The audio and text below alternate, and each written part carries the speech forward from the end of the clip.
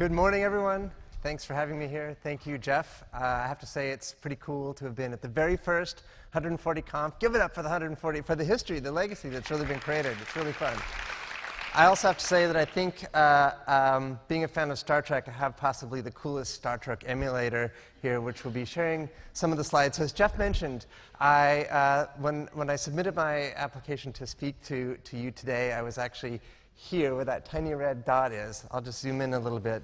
I was in the westernmost state of Brazil, in what is considered to be the heart of the Amazon jungle, in the state of Acre. I was about 2 kilometers east of the Peruvian border. I had traveled 5 days up through plain and through large plain and through very, very tiny plain. And the last day of our journey was spent in a little aluminum canoe traveling 5 hours upstream up the river Amania. And I will tell you that having your backside imprinted by a corrugated metal aluminum canoe gives one a new sense of sort of the vitality of life. Our mission was to deliver microscopes to a tribe of people called the Ashaninka. These are people who are living completely without technology. They have no running water, they have no electricity, but they love their life. In fact, they take great issue with people who describe them as poor. They describe their lives as being rich. They live completely off of the land, completely off of the fruits and vegetables and animals that they find in the jungle. But that's not the story that I'm here to tell you about. Maybe I'll tell you a story like that next time. But first, let me give you a little bit of background about who I am. I direct an international New York City-based NGO called Science House Foundation. Our mission is to get kids around the world excited about science. And we do this through a series of programs. One is called Terabotic, where we give robot-making kits to robot teachers and instructors around the world. In each of these programs, we give equipment, and then we connect the teachers and the students worldwide, because we believe that one of the most important things that students need to learn with science is that the future of science and the future of education is one that is collaborative. If you think about the 2 largest science projects of our time, the Large Hadron Collider and the Human Genome Project, both of these were projects that hundreds of scientists from hundreds of different countries collaborated together to create.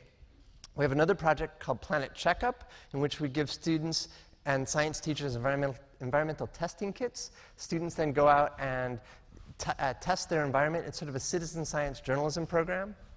And the third program is called Microglobalscope. And in Microglobalscope, we give high-powered microscopy kits to science teachers who work with 10 to 13-year-old kids. Why to 10 to 13-year-old kids? Because that's the sweet spot in which cognitively students can understand and get excited about science, but also authentically appreciate it and engage in it before they hit puberty and before social interests take greater priority in their lives. So we're trying to get them excited about science right in that sweet spot.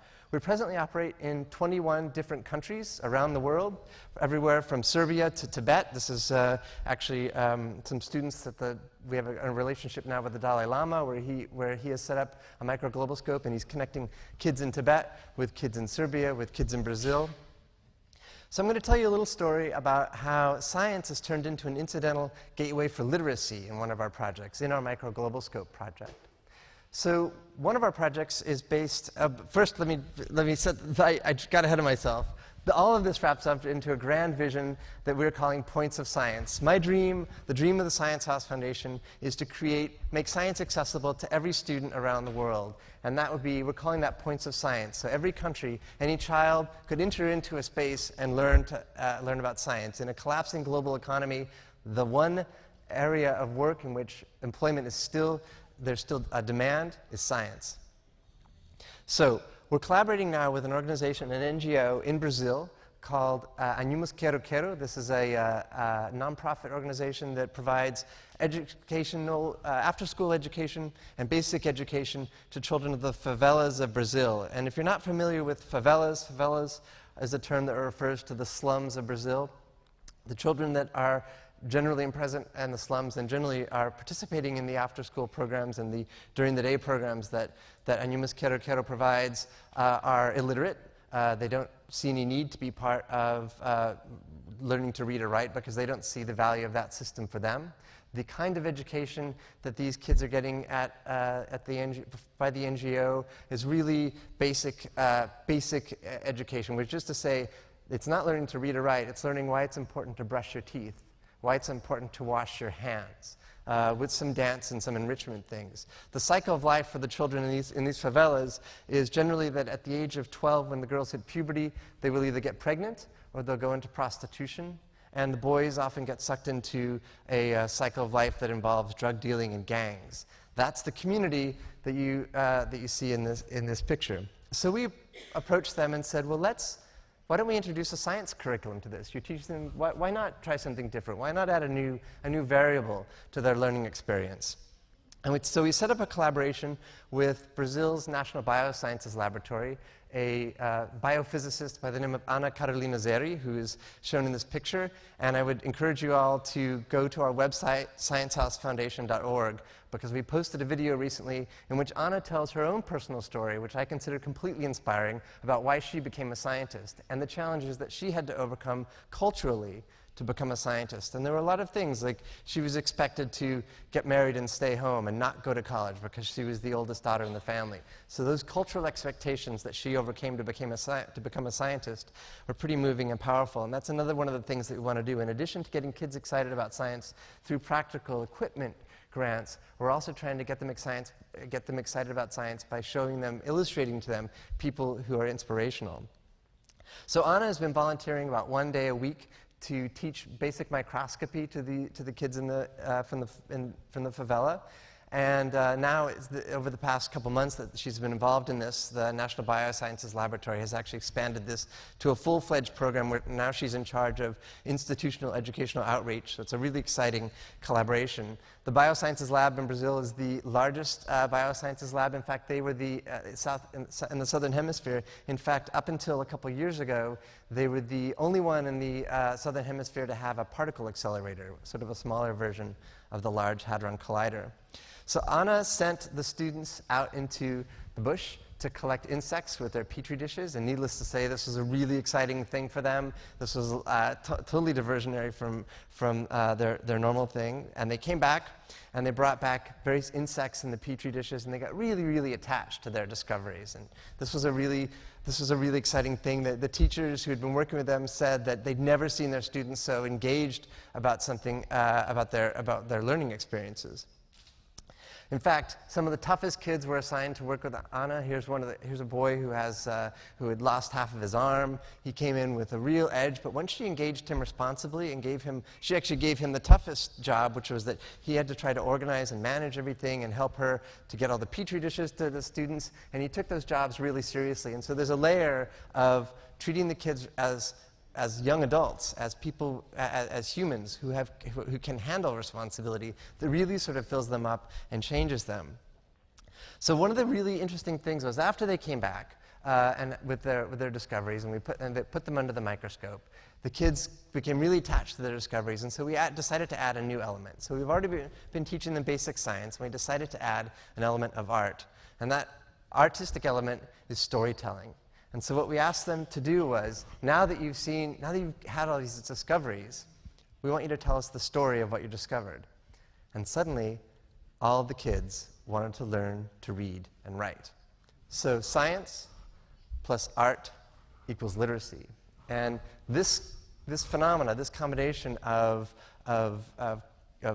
elements, of taking a discipline that is not necessarily considered to be a staple of what you would introduce to people who are living in destitute means, and then adding an artistic element merges the two. And this is actually something philosophically we at Science House really believe in, which is that not only do we want to get kids excited about science, but we believe that the collaborative relationship between the arts and the sciences form a much more bigger, a better and greater whole. We're also doing this in the south of Manhattan. There's a school that we worked with called the Henry Street School for International Studies, which is in the Lower East Side. You might not believe it. Maybe you would for those of you who are here from New York City. But there are children here, there are teenagers here who can't read and write because there are systems that they're a part of that not dissimilar from the life in the favelas, which is growing up in the projects, which is being attracted to a culture of going into gangs because they believe that's where what their societal direction is. And so we introduced into the Henry Street School of International Studies a micro-global scope grant, just like this one. And we took the same formula that we took, where the kids actually, because some of them were recent immigrants and had limited English facility, and others were more attracted to things away from school. We fashioned a cool science club out of this, and the students got more excited about education and more excited again to learn to read and write. So again, these elements all intertwine, and it's something that is really exciting. And the other thing that is really exciting is that not only does it turn into a gateway for literacy, but it's also connecting kids. So in each of these projects, the one that we're doing that I've told you a story about in Brazil, the students and the teachers are uploading their discoveries to these collaborative websites. So students in Australia are getting to see what students in Thailand, are getting to see what students in New York City, are getting to see what students in Brazil are discovering. And they're realizing that science is global, and they're realizing that they're part of a global network of young, excited minds.